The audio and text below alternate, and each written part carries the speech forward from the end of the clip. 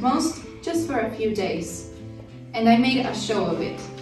Instead of practicing in my room every night, as I always did, I marched into the living room and sat down in front of the television set with my brothers, who stared at me, an unwelcome intruder.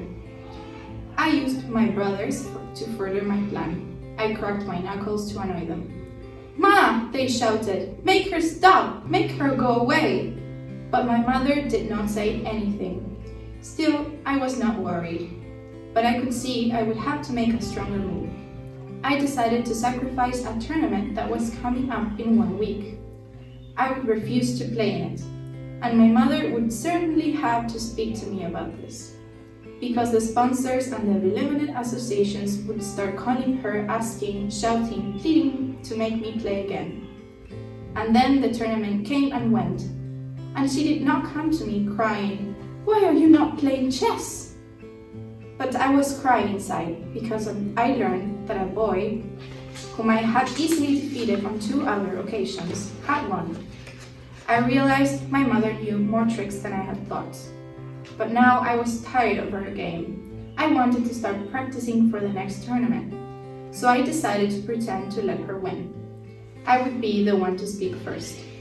"I am ready to play chess again," I announced to her. I had imagined she would smile and then ask me what special thing I wanted to eat. But instead, she gathered her face into a frown and stared into my eyes as if she could force some kind of truth out of me. "Why do you tell me this?" she finally said in sharp tones. "You think it is so easy. One day quit, next day play. Everything for you is this way. So smart, so easy, so fast." I said I'll play, I whined. "No," she shouted, and I almost jumped out of my skull. "It is not so easy anymore." I was quivering, stunned by what she said, in not knowing what she meant. And then I went back to my room. I stared at my chessboard, its 64 squares, to figure out how to undo this terrible mess. And after staring like this for many hours, I actually believed that I had made the white squares black and the black squares white, and everything would be all right. And sure enough, I won her back. That night, I developed a high fever, and she sat next to my bed, scolding me for going to school without my sweater. In the morning, she was there as well, feeding me rice porridge, flavored with chicken broth she had strained herself. She said she was feeding me this because I had the chicken pox, and one chicken knew how to fight another. And in the afternoon, she sat in a chair in my room, knitting me a pink sweater while telling me about a sweater that Auntie Suyan had knit for her daughter June, and how it was most unattractive and of the worst yarn. I was so happy she had become her usual self. But after I got well, I discovered that, really, my mother had changed. She no longer hovered over me as I practiced different chess games. She did not polish my trophies every day. She did not cut out the small newspaper items that mentioned my name. It was as if she had erected an invisible wall, and I was secretly groping each day to see how high and how wide it was. At my next tournament, while I had done well overall, in the end, points were not enough. I lost. And what was worse, my mother said nothing. She seemed to walk around with this satisfied look, as if it had happened because she had devised this strategy. I was horrified. I spent many hours every day going over in my mind what I had lost. I knew it was not just the last tournament. I examined every move, every piece, every square.